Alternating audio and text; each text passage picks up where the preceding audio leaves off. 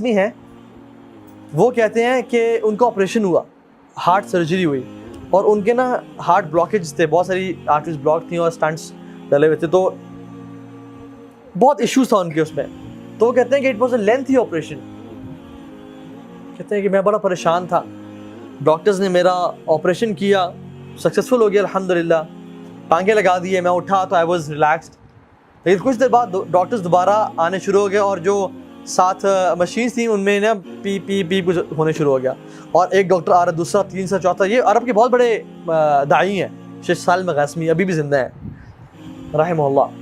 تو ڈاکٹرز آئے اور وہ کہتے ہیں کہ میں اب تو بہت پریشان ہو گیا کہ اب کیا ہو رہا ہے. تو انہوں نے ان کی شکل پہ نا پریشانی دیکھی, میں مزید پریشان ہو گیا. تو انہوں نے کہا کہ آپ کے جو بلاکیج تھے نا وہ سم تھنگ ہیپن کہ بہت زیادہ نا بلاک ہو گیا, and we have to re operate you again, تو ہمیں دوبارہ کھول کے سرجری کرنی پڑے گی. کہتے ہیں کہ پہلی سرجری میں تو I was a but relax, لیکن اس دفعہ میں بہت پریشان ہو گیا.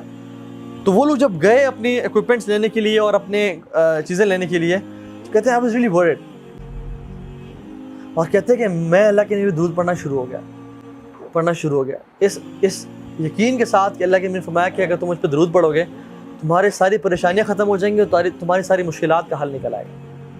تو کہتے ہیں کہ میں درود پڑھنا شروع ہو گیا, حتیٰ کہ جب ڈاکٹرز آئے اور دوبارہ انہوں نے مجھے کچھ چیزیں اٹیچ کی, تو دے ور کنفیوزڈ اینڈ سرپرائزڈ. اور جب میں نے پوچھا کہ یہ کیا ہوا ہے, کہتے ہیں کہ جو رپورٹس ابھی آ رہی تھی کہ بلڈ دوبارہ جو ہے نا بلاکیجز آ گئی ہیں, دے آر آل ریمووڈ. اور کہتے ہیں کہ مجھے اس دن اللہ کے نبی پہ درود پڑھنے کی فضیلت سمجھ میں آئی کہ کتنا افضل ہے یہ ذکر, اللہ کے نبی پہ درود پڑھنا. سبحان اللہ.